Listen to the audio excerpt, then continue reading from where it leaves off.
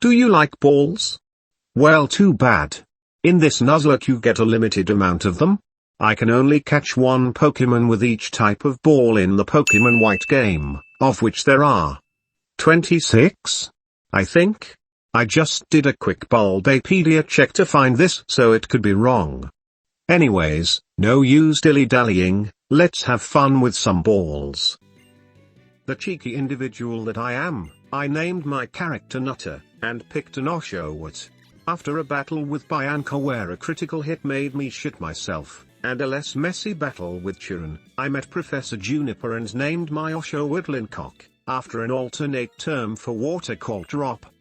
I passed through Route 1 but didn't catch anything since I'd like to save my regular Pokeball for Route 2, where there is a chance of finding Purloin. I reached the town with the fur music and watched some people start a revolution. I got assaulted by weird green hair man, then finally got some running shoes. I got lucky on Route 2 where I caught a Purloin. After a surprise battle with Bianca, I entered Striaton City, where I obtained my next type of ball, the Heal Ball. Chiron gave me some berries and I went to the Dream Yard to receive a cute little fire monkey. I headed to the Striaton gym and made it to the leader with only one close call. I used Pansear's Incinerate to attack Silence Pansage, but it didn't do much damage.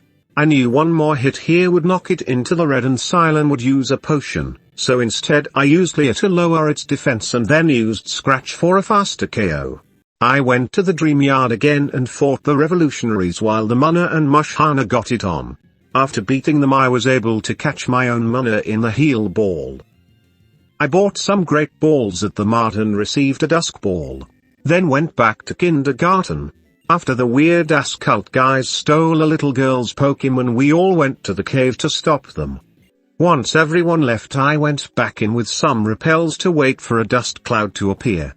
When one finally did I was able to catch a Drillbur using the Dusk Ball. I made it to Nakreen City where the second gym leader, Lenora, is, and bought 10 Pokeballs for a free Premier Ball. I did some training before the gym battle. I fought Green Hair Guy again in order to enter the museum. Then I went to the secret basement to whip Lenora's ass. The fight with her was pretty easy, as I was able to use my newly evolved Lincock to deal a large amount of damage. Now that's a lot of damage! Team Plasma stole the Dragon Skull so I got it back for Lenora, who gave me a Moonstone in return. This allowed me to evolve Sniffer. After that Game Freak decided to do a bit of a weird flex and I went to Route 4 to train, and caught a Scraggy in my Premier Ball. Now that I was ready to take on Burr, I headed to the gym and... oh! After getting sexually assaulted then raiding Team Plasma's secret base I found a Smoke Ball, adding another ball to my growing collection of...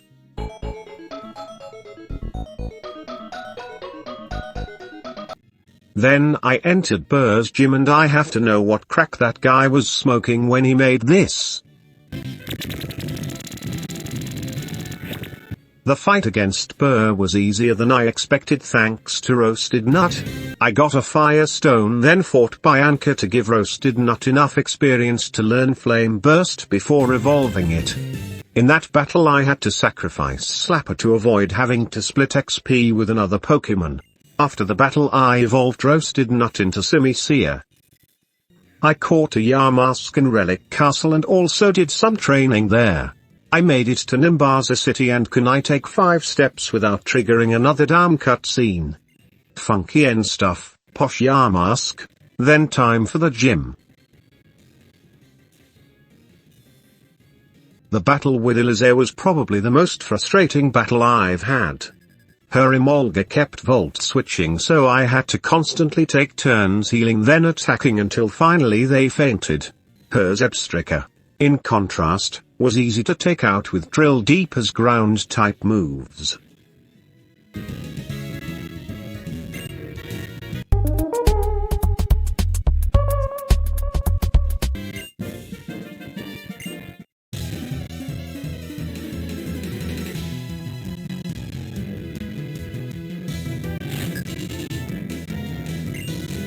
Eliza lowered the drawbridge and I caught a ducklet while crossing it.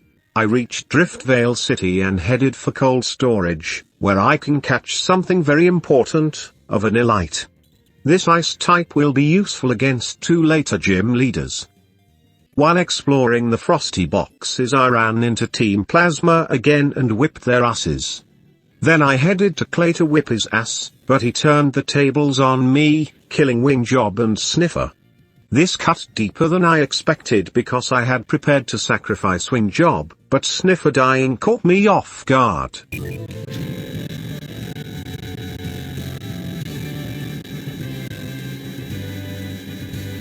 Clay cleared the piss net and I passed through to Charge Stone Cave where I caught Cuddles the Ferroseed. I also fought the 14th letter in the modern English alphabet and the isobasic Latin alphabet. Then I met Skylar, who ran off to take care of a sick Pokemon.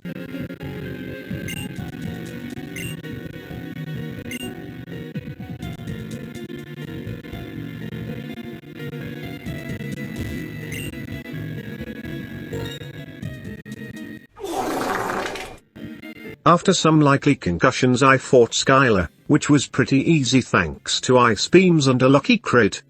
It was still a close shave though. I caught a Simipour, saw Alder, then passed through Twist Mountain to reach Ceres City, where I easily beat Bryson using Roasted Nut and Pants. I also went Stunfisk sightseeing. Shit started heating up at Dragon Spiral Tower so I dropped by to see and awaken the Fire Dragon and peace out. I had a battle with Bianca and her Mushana managed to kill Roasted Nut, which was rather displeasing. I went to Opelucid City and learned about an old story, then caught a Mincino and entered the gym.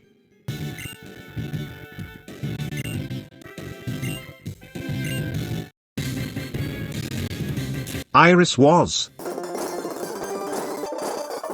a bit of a joke, lol. I did a bit of training before getting onto Route 10. I fought Chiron, caught a Serperior, and passed through all of the fancy gates to reach Victory Road. And after some climbing, I was at the Pokemon League.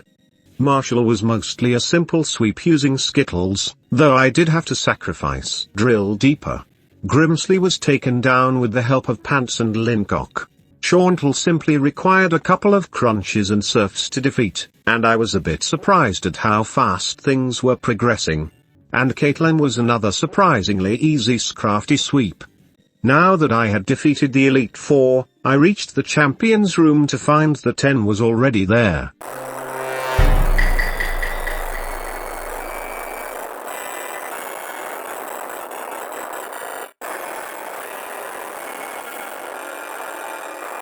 The sages all attacked me but the gym leaders showed up to fight them off so I could proceed. Then approached N, and after some swaggy-ass cutscenes Zekrom emerged from its magic anal bead. I caught it with a Master Ball. I normally don't use legendaries but I decided it would only be fair to use the Dark One to battle N's Reshiram.